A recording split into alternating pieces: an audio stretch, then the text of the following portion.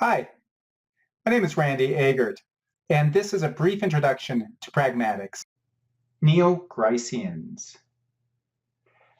In this brief introduction, we're going to be talking about a pragmatic school that follows H.P. Grice's theory of implicatures, but takes that theory and tries to streamline it and make it a little bit more rigorous and empirical. The linguists I have in mind as the founders of this movement are Lawrence Horn, Stephen Levinson, and Jay Atlas. Many have followed in their footsteps, but they were the founders of the movement. Now, in a previous brief introduction, I talked about Grice's maxims. There's quality, quantity, relation, and manner.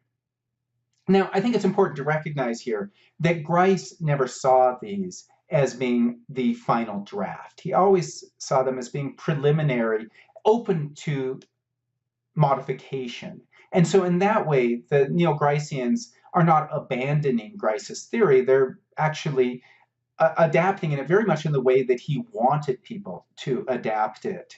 Now, one of the first observations that many people have made over the years is that quality seems to be at a different level than the other three. So quality, remember, is the one that advises us to be truthful.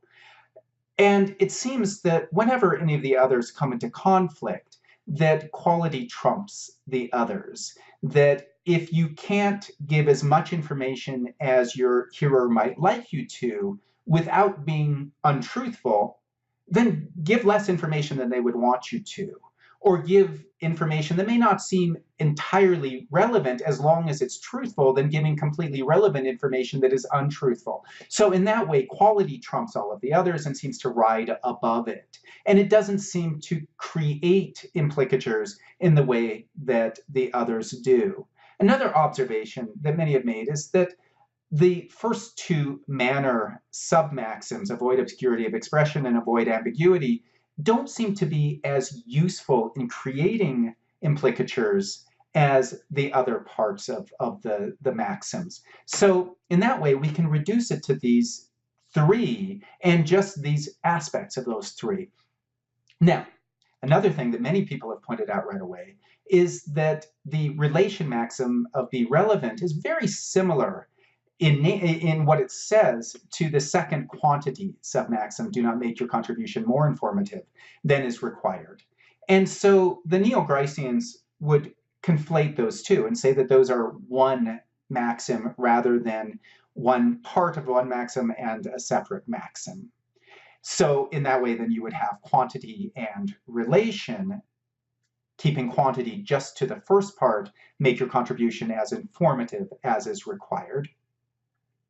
And then it would also be noted that the manner maxim can be also sort of drawn into the relation, that you don't want to use more words than are necessary, and you don't want to be disorderly with your style, because that would also lead to irrelevance. I should note, though, that there's some conflict between the Neo-Griceans here. So Levinson, for example, would say that there are, in fact, three maxims, quantity, relation, and then a manner maxim that combines orderly and be brief, whereas Horn would say that there are only two, quantity and relation subsumes manner. We're going to be looking specifically at the Horn approach that has only two maxims. And those maxims come down to say enough, don't say too much. And the insight here, and this is going to be the insight for all of the Neo-Gricean approaches, is that there's going to be a tension between the two parts. That there's going to be this push to say enough, which is going to mean that you're going to want to say as much as you can. But then there's a tension from the other side, which is don't say too much, which if you follow that one alone, then you wouldn't say anything at all. But the two together push you towards a middle point where you're saying enough, but not too much. You're meeting just the right amount. And that tension ends up being important for producing implicatures. So the way that Horn describes this is that we've got these two principles, Q and R, Q is a lower bounding principle. It's telling us that you got to at least say that you've got to say as much as you can given R. And so it's going to kind of push up on it. Whereas you've got the R principle, which is an upper bounding. So it's saying no more than you must given Q. And so it's trying to keep it down, whereas Q is trying to push it up. And again, you're going to get that tension leading to a happy middle ground. And that's where implicatures come in, is because we understand that people are saying as much as they need to without saying more than they need to. And that allows us to read into it, allows us to communicate more than is said, allows the hearer to interpret more than the speaker said. Now, not all people are the same in where they judge that grounds to be, that happy middle ground to be. So there are people, and I'm sure you know people like this, who say too little. And they have, what we might say is a Q deficiency. So, for example, my father is like that. He expects that I know what he means when he says, yeah, give that to me. And you say that we're working on a project and he wants me to hand him a tool. He expects that I know which tool he means and doesn't have to say more. On the other hand, I think we also all have friends who say too much, who just go on, adding what appears to be irrelevant information. And those people we might say have an R deficiency.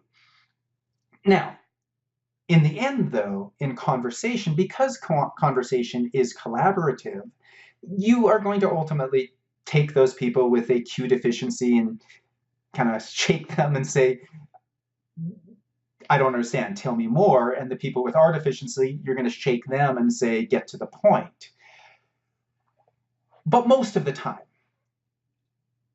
we do seem to have a pretty good knack for knowing what is enough and what is too much.